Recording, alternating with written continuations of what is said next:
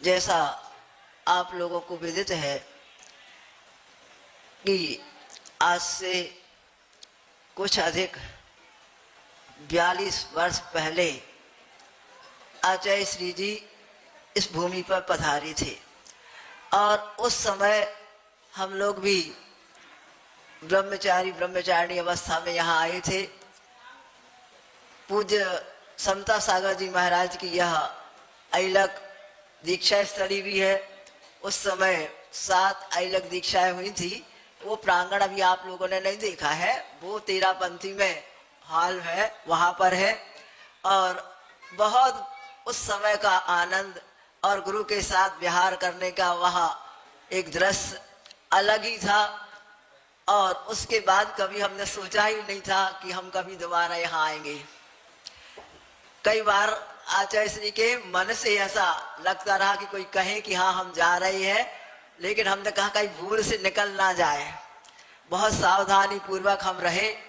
लेकिन जब अभी चंद्रगिरी आए तो चंद्रगिरी का तो आना पक्का था, चाहे कैसे भी आते ही आते। और ऐसे करके हम वहां तक आए। 2 बार और आ रहे थे, लेकिन बीच में गुरुदेव लौटा देते थे। हमने लौटाने वाले अब हमें लौटा नहीं पाएंगे, कुछ भी करें। ऐसा करके हम वहां तक आए। लेकिन ये भी हमारे स्वप्न में भी नहीं था कि हम सम्मेद शिखर जाएंगे। अनायास ही आचार्य श्री का वह निषेधिका का कार्यक्रम वहां पर पहुंचे। और कैसे क्या हुआ, हमें तो ऐसा लगता है, आपको लगे या ना लगे, कि ये सब वही करवा रही है। यहाँ कुछ उन्होंने कर नहीं पाए। और वहां जाकर के जैसे सगर चक्रवर्ती को दोनों ने मिलकर के 2 मित्र थे, और उन्होंने जैसे सगर चक्रवर्ती को बैराग के मार्ग पर जो पहले मत्र लोक में आएगा वो उसको संबोधन करके मोक्ष मार्ग में लगाएगा, ये उनका संकल्प था। और कई बार प्रयास करने पर भी उनका मित्र जहां तक मणिकेतु है वह सफल नहीं हो पाया। और बाद में वह हारा नहीं। ऐसे ही आचार्य श्री यहाँ भाव में रहा होगा। उन्होंने कभी अभिव्यक्त तो नहीं किया, लेकिन प्रायः सभी लोग कहते थे हमने आज तक नहीं की ये सम्मेद शिखर जी, अब क्या पता क्या है कैसा है। सबके मन में भावनाएं रहती थी।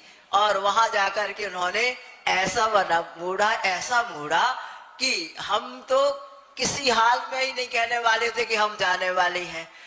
4-5 महाराज जी थे, और कौन से थे, तो वो पीछे ही पड़ गए। नहीं जाना है। ऐसे कैसे जाना, नहीं जाना है। हमने वो स्वास्थ्य ठीक नहीं है, शरीर ठीक नहीं है, बिना उसके कार्य कैसे बनेगा, चल सकते नहीं है। और जब कुंडलपुर से भोपाल का चतुर्मास देने में आचार्य श्री इतने वो हो रहे थे कि कैसे कहते, जिससे चलते नहीं बनता है वो इतना सारा कैसे चले। किसी ने कहा नहीं आचार्य श्री ये भी कह दो कि वह सम्मेद शिखर भी जाए, तो उससे चलते बनता नहीं है, वो चढ़ेगी कैसे। ऐसे कह करके और कैसा माहौल बनाया है। बिल्कुल हमें तो वो सगर चक्रवर्ती का पूरा दृश्य याद आ रहा है। उसी दिन से पहाड़ पर गए तो एकदम ऐसा लगा ये सब आचार्य श्री कर रहे हैं। मेरे तो पैरों में आज भी दम नहीं है, एक कदम भी नहीं चल पाते हैं हम।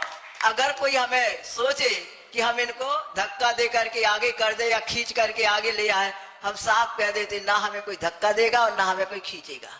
और पैर हमारे 1 इंच से ज्यादा नहीं उठते हैं तो नहीं उठते हैं। लेकिन कैसे वह वंदना होती है भगवान तो वो जाने, क्योंकि हम तो नहीं जान पाते। ये अब हमें स्वप्न से भी, जैसे दिन का स्वप्न होता है, रात्रि का स्वप्न होता है, ये हमारे जीवन का एक ऐसा स्वप्न है कि जिसको हम देखते अनुभव करते हुए भी कुछ कहने बिल्कुल ऐसे है किम करता विमूढ़ हो रहे हैं। ये सब गुरुदेव का आशीर्वाद है। और इन सब में यहाँ आशीर्वाद में आगे करने का वो डोंगरगढ़ चंद्रगिरी में 5 महाराज जी थे, उन सब का एक ऐसा प्रभाव रहा कि हमने उस समय तो नहीं कहा 25 फरवरी को, लेकिन 26 फरवरी को आचार्य श्री का आशीर्वाद मिला और हम लोग निकल गए। महाराज जी आगे, हम पीछे, लेकिन ना जाने कैसे हम लोग आगे हो गए और महाराज जी आज आ पाए। उनका यह अखंड, हम अक्षय तृतीया को आए थे, 19 तारीख भी अखंड है। 8 और 1 9।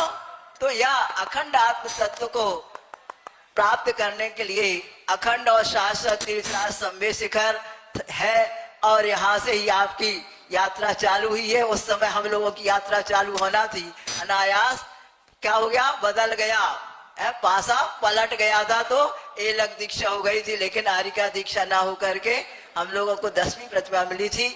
इस प्रकार से यह इस क्षेत्र का प्रभाव है, और इस प्रभाव में आकर के हम आत्म तत्व की ओर ऐसे प्रवाहित होते चले जाए कि अखंडता को और अक्षय पद को प्राप्त हो जाए, जिससे जन्म मरण मिट सके। इसी भावना से बोलो आचार्य परमेश्वरी गुरु विद्यासागर जी मुनि महाराज की, अभिनव आचार्य परमेश्वरी श्री समय सागर जी मुनि महाराज की, 3 कम 9 कोटि मुनि राजों की।